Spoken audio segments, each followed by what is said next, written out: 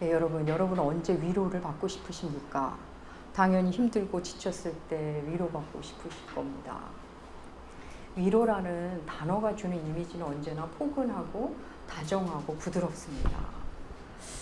우리는 따뜻한 시선에도 위로를 받고 따뜻한 말 한마디, 손잡아줌, 진실된 몸짓과 눈빛만으로도 위로를 받는 그런 존재들입니다. 겨울에는 아주 따끈한 차처럼 다가오기도 하고 여름에는 시원한 냉수처럼 우리는 위로를 만납니다. 이번 여름은 정말 더웠던 것 같습니다. 지금도 덥지만 덥다를 넘어 괴롭다라는 말이 나올 지경입니다. 우리나라에는 24절기라는 게 있습니다. 다 아실 겁니다. 근데 24절기 말고 어떤 세시 풍속으로 다른 것도 있습니다. 그 중에 하나가 삼복입니다. 초복, 중복, 말복. 24절기는 아니지만 단어처럼 우리 어른들이 지켜왔던 겁니다. 엎드릴 복자를 써서 모든 생물들이 지쳐서 엎드릴 정도의 더위가 있는 기간을 삼복더위라고 말합니다. 이렇게 달력이 나오면 이제 삼복이 이렇게 글씨가 써 있지요. 근데 이 복 중에서 초복, 중복, 말복 중에서 말복은 항상 입추 다음에 옵니다. 가을의 시작을 알리는 입추는 지난 7일이었고 말복은 오는 16일입니다. 그러니까 다시 말해 가을은 왔는데 아직 더위가 남아있다는 겁니다. 이미 가을은 왔는데 여름이 남아있습니다. 가을이 아직 다 온 것은 아닌데 오고 있다는 것이고 더위는 다 간 것 같은데 아직 남은 더위가 있다는 겁니다. 정말 아직 남은 더위는 있지만 입추가 지나자 그늘에 있으니까 조금 살만해집니다. 아침 저녁으로 바람이 조금 달라진 걸 느낍니다. 여러분, 입추는 그래서 입추라는 것이 있다는 것 자체로도 우리에게는 참 위로가 됩니다. 아직 다 오지 않은 가을이지만 가을이 오고 있다는 사실을 인식하는 것만으로도 우리는 위로를 받습니다. 사랑하는 여러분, 이 땅 위에 위로가 필요 없는 사람이 있을까요?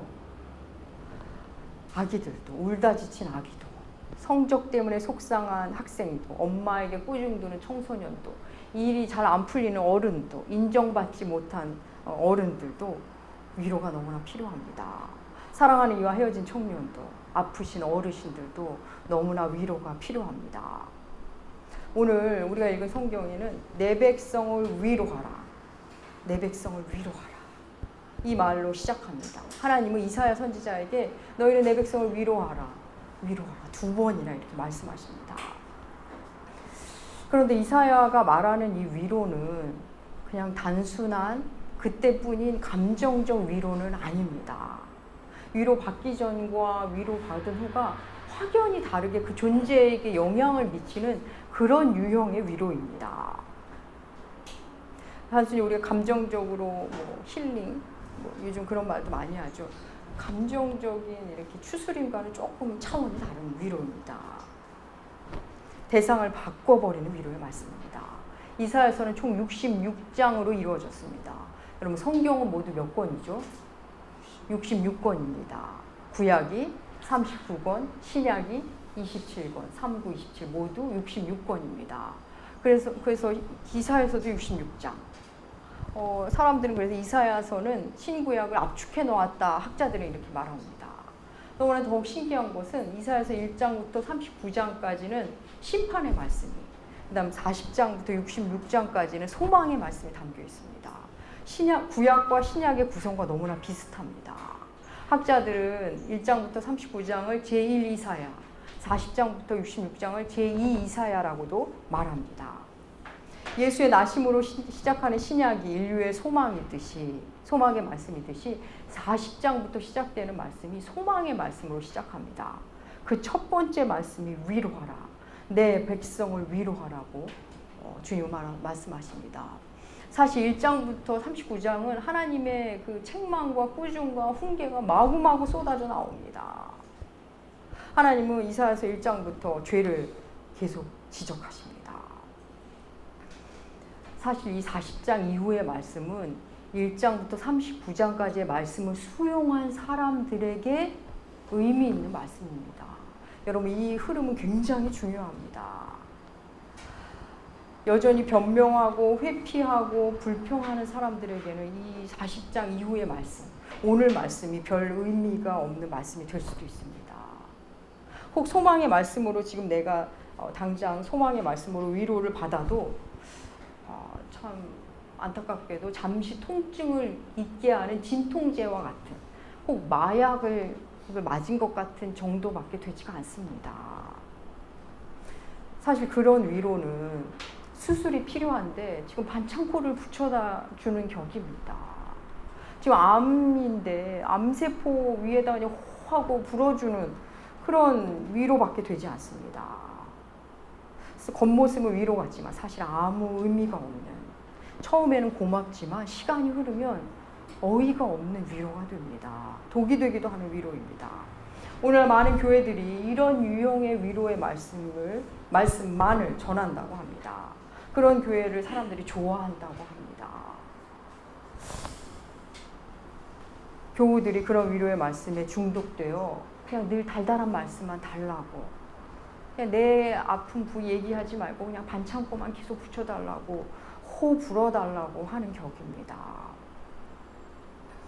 사실 하나님이 주시고자 하는 위로는 그런 위로가 아닙니다. 우리는 그런 위로라도 받고 싶지만 성경이 말하는 위로는 그런 위로가 아닙니다. 우는 아이에게 사탕을 줄 수는 있지만 그걸 계속 주면 그 아이의 이 치아는 썩어가고 몸에는 나쁜 일들이 이제 일어날 것입니다. 하나님의 위로는, 성경이 말하는 그런 위로는 그런 위로는 아닙니다. 때로는 참담하게 지적도 당하고 그 지적이 너무 아프지만 너무나 옳아서 반항조차 하지 못하고, 그러면서 자신을 아프게 만나는 이스라엘, 그 이스라엘에게 주시는 위로의 말씀입니다. 지금 이스라엘은 너무나 힘겨운 시간을 보내고 있습니다. 여러분, 이스라엘의 역사는 우리 그리스도인들에게 굉장히 큰 의미가 있습니다. 그래서 우리가 성경을 배우는 거죠. 이스라엘은 애굽에서 종살이를 하고도 하나님의 마음을 몰랐습니다. 근데 하나님이 그 종살이에서 구출해 주셨습니다. 근데 이번에는 광야가 기다립니다. 광야 생활을 하는데도 하나님의 마음을 모릅니다. 이번에 가나안에 들어갔는데도 여전히 하나님의 마음을 모릅니다. 왕을 선출해 자기들이 원하는 왕을 뽑고 왕정이 시작되고 선지자들을 통해 가혹한 메시지가 전해져도 이스라엘은 하나님의 마음을 모릅니다. 그래서 하나님은 그들을 이번에는 바벨론의 포로로 상태가 되게 합니다.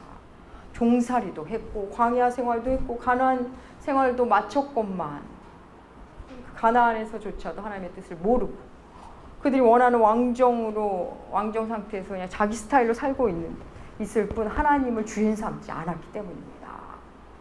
지금 이사야 선지자를 통해 내 백성을 위로하라 라고 말씀하시는 그 시기는 이스라엘이 바벨론에서 포로 생활하고 있는 때입니다. 하나님께 징계를 받아 만신창이가 된 때, 속된 말로 말하면 얻어 터지고 있는 때입니다. 그들의 모습은 지금 본국에 남아있는 사람이나 포로 생활을 하는 사람이나 하나님과 멀어져 있기는 한 가지입니다. 그런 그들을 향해 위로의 말을 전하라고 하십니다. 위로하라. 내 백성을 위로하라. 그리고서는 하시는 말씀, 그 첫 번째가 2절에 나와 있습니다. 이사야서 40장 2절 세 번역으로 한번 주보에 실어 놓았습니다. 세 번역 말씀 함께 읽겠습니다. 예루살렘 주민을 격려하고 죄에 대한 형벌도 다 받았고 왜냐하면 갑절의 벌을 주님에게서 받았다고 외쳐라. 위로의 그 첫 번째, 위로하라 하시고서는 다 괜찮아요, 수고했어요, 이해해요 하라고 말하시지 않고 어떤 말을, 소식을 전하라고 하십니다. 내용은 복역기간이 끝났다, 죄에 대한 형벌도 다 받았다, 이 소식을 전하라는 겁니다. 위로의 첫 번째 내용은 어떤 소식을 알게 하는 겁니다.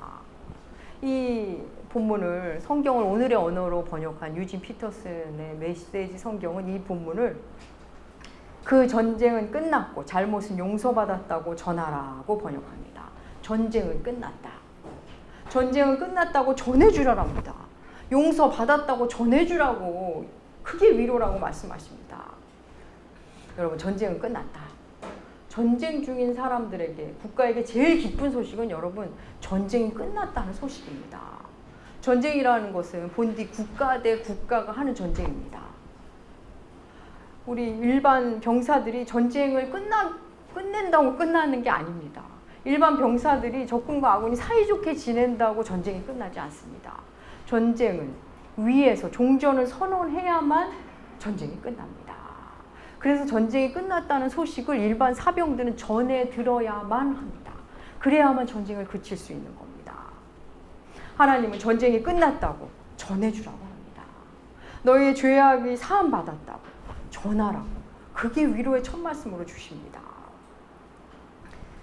종전이 선언되었지만, 그래서 그 종전 선언을 듣기 전까지는 여전히 계속 전쟁하는 지역이 있기 마련입니다.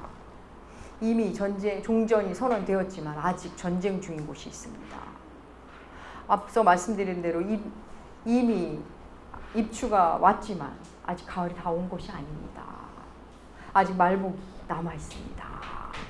그렇습니다. 종전 선언이 되었지만 아직 평화의 때가 온 것은 아닙니다.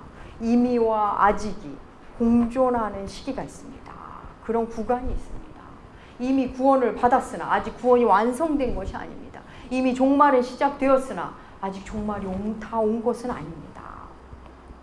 여러분, 복음은 이렇게 전해집니다.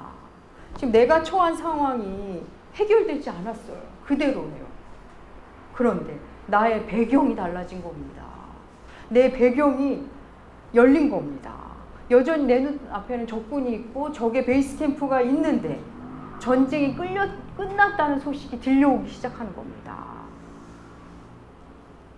이사야서 40장에는 종전 선언이라는 소망의 말씀은 그게 바로 위로라는 것으로 시작합니다. 그리고서는 이어지는 말씀들이 웅장하게 소망의 말씀을 다 열어주면서 그 이유를 열어가십니다. 여러분, 복음의 큰 그림은 창세기 3장에 이미 나와 있습니다. 우리 창세기 3장 15절 말씀 주보에 실어 놓았는데 함께 읽도록 하겠습니다. 내가 너로 여자와 원수가 되게 하리니 내 머리를 상하게 할 것이요 너는 상하게 할 것이니라. 예. 지금 죄를 하나님이 명령하신 걸 불순종하고 서 있는 아담과 하와에게 인류를 향해 말씀하십니다. 사단은 여자의 후손 누구죠? 남자 없이 태어나신 예수 그리스도를 말씀하십니다. 사단은 예수와 원수가 된다. 그런데 그 예수는 사단의 머리를 짓밟는 치명타를 입힐 것이고, 그렇다고 사단은 가만히 있는가? 아닙니다. 사단도 예수에게 저항합니다. 그런데 발꿈치를 상하게 하는 겁니다. 사단은 그냥 물러서지 않습니다. 예수께 상해를 입히고 갑니다. 그럼에도 예수께서 사단의 머리를 짓밟기 때문에 이긴 전쟁입니다. 복음은 종전 선언은 창세기에서 이미 주께서 말씀하신 이야기입니다. 하나님의 첫 번째 위로는 바로 이렇게 시작됩니다. 그런데 문제는 우리에게 이 위로가 잘 와닿지 않는다는 겁니다. 이 말씀을 그렇게 듣고 배우고 해도 큰 위로를 받지 못한다는 겁니다. 여러분, 예수께서 십자가 지시기 전날 겟세마네 동산에서 기도하셨습니다. 사랑하는 제자 베드로, 야고보와 요한과 함께 겟세마네 동산에 이르러서는 그 세 제자를 여기다 두시고 깨어 기도하라 하시고는 주께서는 좀 더 가셔서 기도하십니다. 얼마나 기도하신 후 제자들에게 오십니다. 제자들이 잠을 자고 있자 깨어 기도하라고 말씀하십니다. 이러기를 2번. 그리고 마지막 3번째 그들에게 오십니다. 3번째 오셨을 때는 이런 말씀을 하십니다. 마가복음 14장 41절. 주님의 말씀 우리 함께 읽겠습니다. 3번째 오사 그들에게 이르시되 이제는 자고 쉬라. 때가 왔도다. 보라, 인자가 죄인의 손에 팔리느니라. 일어나라, 함께 가자. 보라, 나를 파는 자가 가까이 왔느니라. 예. 3번째 오셔서는 이제는 자고 쉬라고 하십니다. 이제는 자고 쉬라 하시고서는 그들을 데리고 내려가십니다. 여기서 자고 쉬라는 의미가 무슨 의미일까요? 진짜 푹푹 자라는 의미일까요? 육신의 쉼을 가지라는 그게 아닙니다. 그들을 데리고 가셨잖아요. 주님은 이제 그간의 모든 씨름, 모든 전쟁을 내가 사역으로 마무리한다는 말씀을 지금 하시는 겁니다. 나의 십자가 사역으로 너희는 이제야 비로소 참된 쉼을 가지게 된다는 말씀을 사랑하는 제자들에게 하시는 겁니다. 그렇습니다. 우리의 모든 쉼과 위로는 십자가로부터 옵니다. 우리의 참된 쉼은 십자가로부터 옵니다. 이사야 선지자는 말합니다. 주의 말씀을 대언함. 내 백성을 위로하라.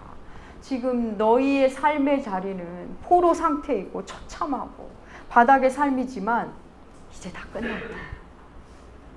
새로운 삶이 시작된다고 전해라. 말씀하십니다. 전쟁이 끝났다고 어디서 알려주라 말씀하십니다.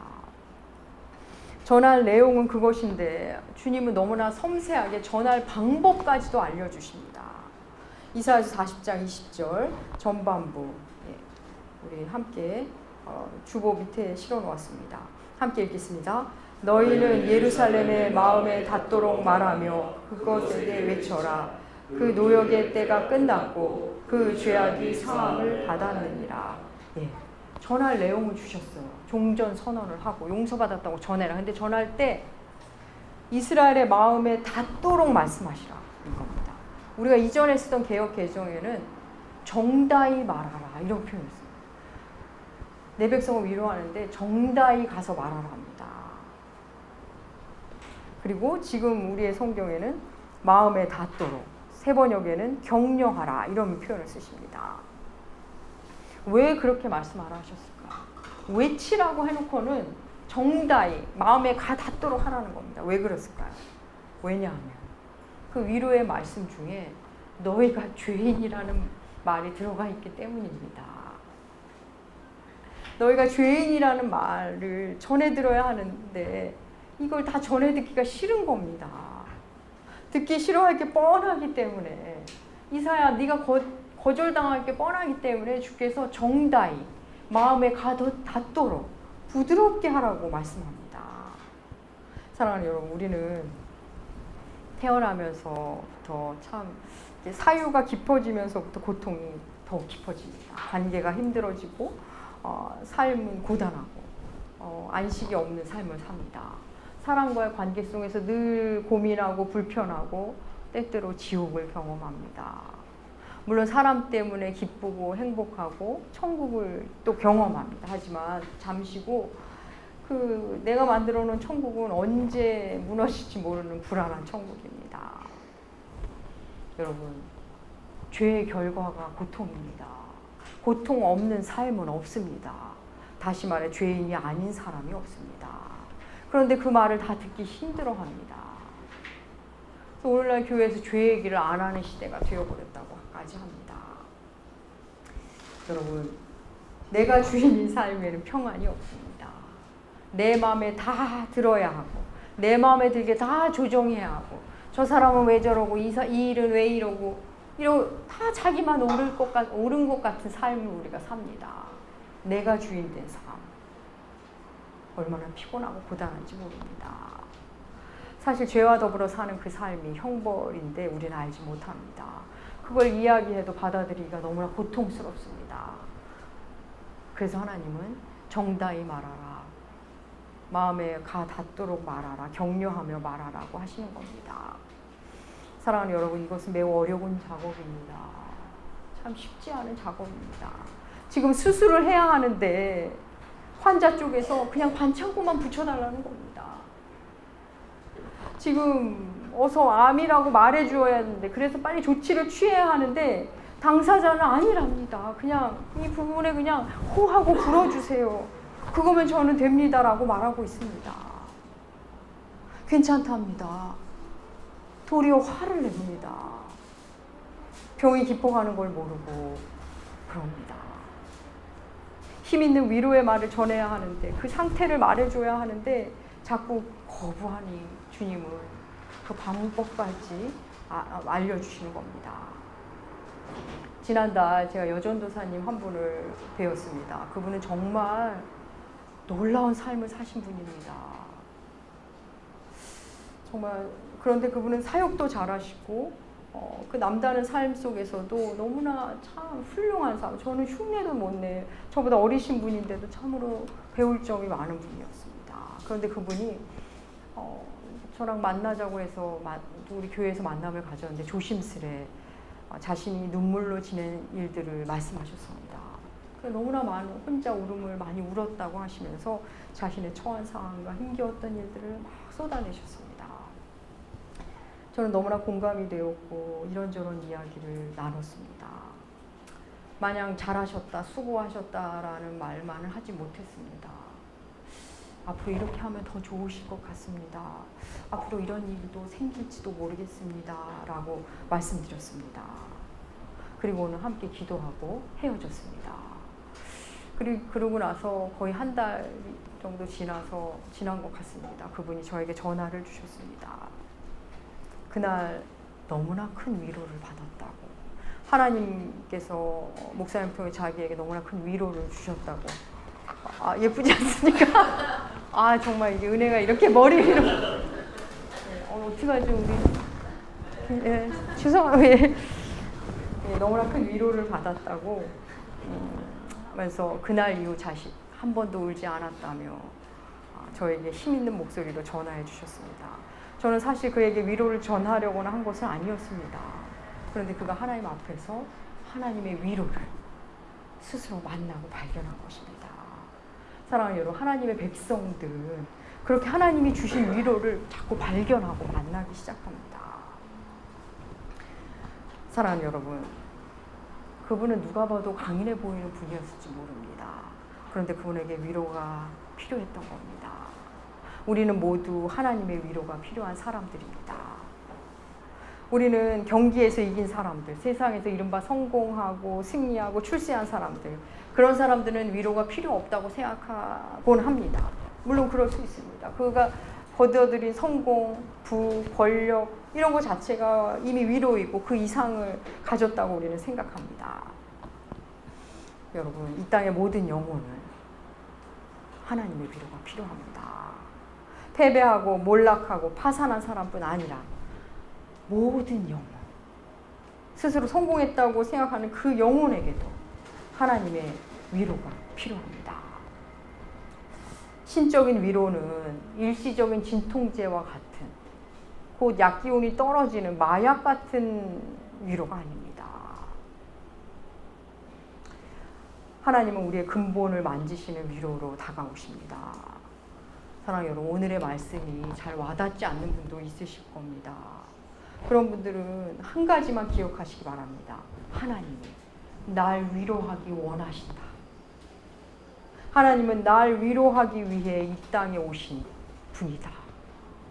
예수 그리스도는 날 위로하기 위해 이 땅에 오신 하나님이시라는 걸 기억하시기 바랍니다.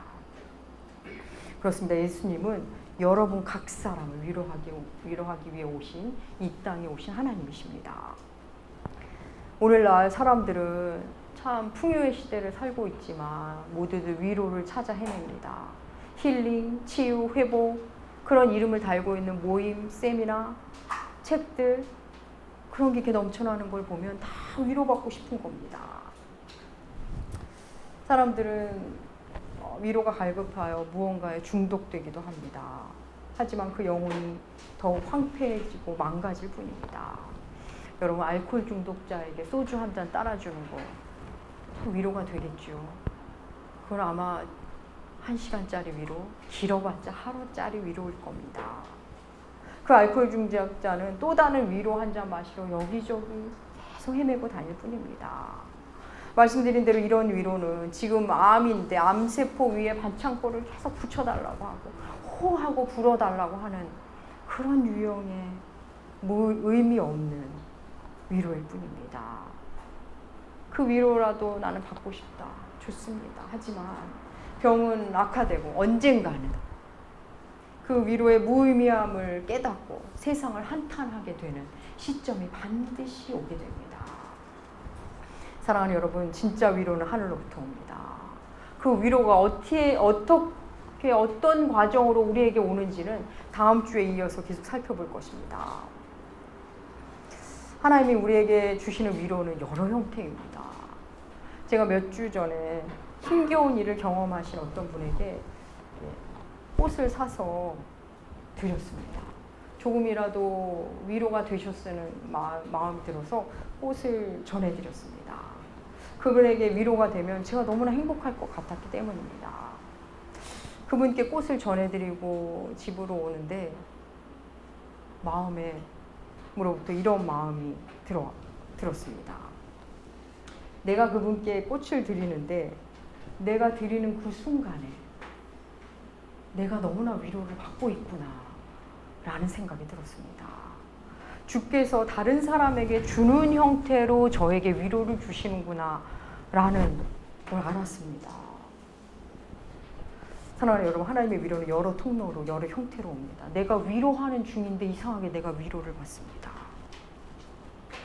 주님의 위로가 이런 이유는 주님이 우리를 너무나 위로하고 싶으시기 때문입니다. 사랑하는 여러분, 오늘 여름 성경학교 이제 2시부터 시작됩니다. 우리 열심히 준비하신 선생님들, 어제도 이렇게 열심히 준비하시고 지난주부터 우리 미호캡을 비롯해서 열심히 준비하셨습니다. 그분들의 열심히 준비한 것을 아이들이 받고 기뻐하고 누리면 놀랍게 그분들은 위로를 받습니다. 부모님들이 감사하며 고마워하고 동참하면 놀랍게 위로를 받습니다. 자기가 다 하고서는 위로를 받는 겁니다. 자기가 자기 시간 들여가며 노동, 땀 흘려가며 다 해놓고 누군가 기뻐하는데 이상하게 위로가 옵니다. 여러분, 왜 우리는 그런 형태의 위로를 받는 줄 아십니까? 하나님이 그러시기 때문입니다. 우리 하나님은 하나님이 다 해놓으시고 하나님의 은혜를 다 만드시고 우리에게 은혜를 다 주셔놓으시거든 우리가 은혜를 누리면 그분이 위로를 받으십니다. 우리가 주의 위로를 받으면서 우리 자신이 얼마나 소중한 존재인지 눈을 뜨고 힘있게 일어나는 걸 보면 하나님은 너무나 기뻐하십니다. 사랑하는 여러분, 하나님은 예수로 인해 위로받는 우리의 모습을 보시면서 그분은 놀라운 위로를 받으십니다. 독생자를 주기까지 사랑하는 우리들, 십자가로 우리가 위로받을 때 하나님은 스스로 위로받으시는 참 바보 같은 신이십니다. 사랑하는 여러분, 주님은 말씀을 먼저 만난 자들에게 오늘도 말씀하십니다. 내 백성을 위로하라. 너희는 내 백성을 위로하라. 십자가의 복음, 예수의 사랑, 우리는 그 사랑 없이는 살 수 없는 사람들입니다. 주님이 주시고자 하는 위로는 바로 복음입니다. 예수 복음을 만나시고 기뻐하시고 누리십시오. 우리의 모든 위로는 십자가로부터 옵니다. 우리가 하나님의 은혜를 알고 누리고 기뻐하면 주님이 위로를 받으십니다. 여러분, 내 마음이 부드러워지면, 내 마음이 십자가로 기경되면 우리는 모든 만물을 통해서도 하나님의 위로를 만날 수 있게 됩니다. 사랑하는 여러분, 여러분의 남은 삶, 주님이 주신 위로 놓치지 마시고 다 받을 뿐 아니라 주님께 위로와 기쁨이 되는 여러분들 되시길 축복합니다. 기도하겠습니다. 하나님 아버지, 오늘도 우리를 말씀으로 또 교회로 또 교우들로 위로해 주시니 감사합니다. 우리들의 남은 삶의 위로는 위로부터, 십자가로부터, 교회로부터 옴을 알고 그 위로로 우리 서로를 위로하며 살다가 주님 만나게 하여 주시옵소서. 감사드리며 존귀하신 예수님의 이름으로 기도합니다. 아멘.